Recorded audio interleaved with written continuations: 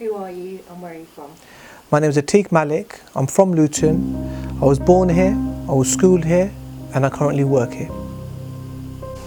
Like many members of the local Luton community, I over the years have lost trust and confidence in all of the major parties and the establishment itself. For that reason, I have now decided to stand as an independent MP, as I realise that if I really want to make a difference, I can't do that from the sidelines, but only by actively engaging. Over the last few years, there's been a number of incidents in the local community which have broken down trust and confidence with the police.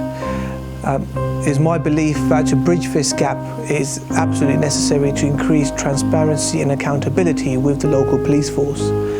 One of the issues the local community has is the way matters are investigated when it comes to police complaints. And again, with that, what the local population are calling out for is an end to a situation of the police policing the police. This is something that I'm determined to address. Another issue, again arising from the local police force, is the raise in council tax.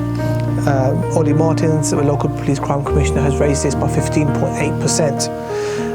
This is to obtain further funding for the local police force over a period of 3 years in the amount of circa £8 million. I have a proposal which can raise £20 million or more in 1 year without any increase in council tax, which is part of the reason why I strongly oppose the current proposal by the Bedfordshire Police Crime Commissioner. Other issues that I have are that of human rights. I myself specialise in the area of human rights and discrimination law, and over the years what I am seeing is a slow erosion of our human rights from the recent legislation that has come into place, as well as suggestions by various major parties of completely getting rid of the Human Rights Act and replacing it with a UK bill. These are matters that I strongly believe against and continue to fight for. This country has a proud tradition of providing access to justice for all, and that includes not only the very rich but also the very poor, and this was done historically from the system of legal aid, where government funding was given to people with no money or little money and to be able to bring a case in the courts. Over the years, this legal aid has been cut either completely in certain areas of law or in a large part. And therefore, the situation you have now is, unless you're very rich, you cannot afford to bring a case in the courts, and therefore you're unable to enforce your rights.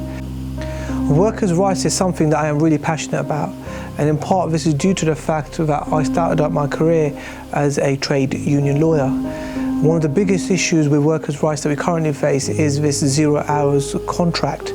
0 hours contracts are hugely detrimental. The problem with them is they paint a picture of people being in employment, yet those people in employment could be receiving no work and therefore no money. And therefore stand very strongly against 0 hours contracts because, in my opinion, they strip away key rights that normal employees would otherwise have, such as a minimum entitlement to money and or work. The other issue that I have is the slow erosion of employment rights over the years, which nobody is talking about. For example, if you're employed for a period of 2 years, you can bring a claim for unfair dismissal. However, if you've been employed for less than that, you cannot. Now, this was a change brought in by the Conservative Party, and the fact is that hugely disadvantages employees. It means that if an employer dismisses someone for an unfair reason, unless it falls under a heading of discrimination, that employee has no recourse. It almost gives employers a free rein to do with employees as they wish, as long as the employee has not been there for 2 years. And this is something which I stand strongly against. As a local resident, I have to say I'm absolutely gobsmacked with the way in which some of the road planning has taken place in Luton and the manner in which money is spent. Being a Lutonian, I always used to look forward to the fireworks every year, and now they're no more. And the reason that we're given for that is because of lack of funding. But yet, as a Lutonian, I've seen £80 million being pumped into a tramway, which never became a tramway. A tramway became a busway, The first question that everybody asks me is how much persuasiveness or value can you have as one single person in the House of Commons without any party backing you? And in reality, my position is that I'm in a much stronger position than somebody backed by a party. The reality is someone is with a party, they have to put their party's policies first and then that of the governments, both local or central. My position is I'm putting Luton first. I have no party, I have nobody controlling me. Therefore, my intention, my purpose is simply to be a voice for Luton. I've advocated for people of Luton in the courts. It's now time for me to advocate for the people of Luton in the House of Commons. As an independent, what needs to be remembered is I will not be the only independent in the House of Commons. There will be other independents there. Also, the really critical votes that take place in the House of Commons, such as human rights legislation related votes, they don't win or lose with massive majorities, but by 1 or 2 votes. In a situation like that, my 1 or 2 vote suddenly becomes of increasing importance. And further to that, there are many different parties in the House of Commons, and within the parties there are different views and disagreements.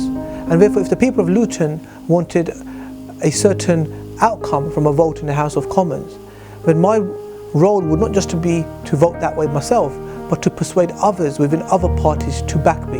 So I would be the persuasive voice for the people of Luton in the House of Commons. My views on voter apathy are that they are at its highest, and for good reason. We are now in a situation where the 2 major parties, Labour and Conservatives, with little to tell them apart. And the common person knows that no matter who they vote for, it's almost a situation of no choice. When they look at the major parties, it's as if they're looking at one party, just with different colours. And this is something we need to break. The local people need an alternative, and I am that alternative. The people of Luton should vote for me as an MP for Luton South, quite simply because I'm one of them. I have lived in Luton, I've worked in Luton, I've stood side by side with the people of Luton when they've had issues, trials and tribulations. I've been through the same trials and tribulations myself, and therefore I'm able to relate to those people, which is quite unlike the majority of career politicians who have not gone through the same issues and situations as the rest of the community, have not had to work from the ground up like the rest of the community.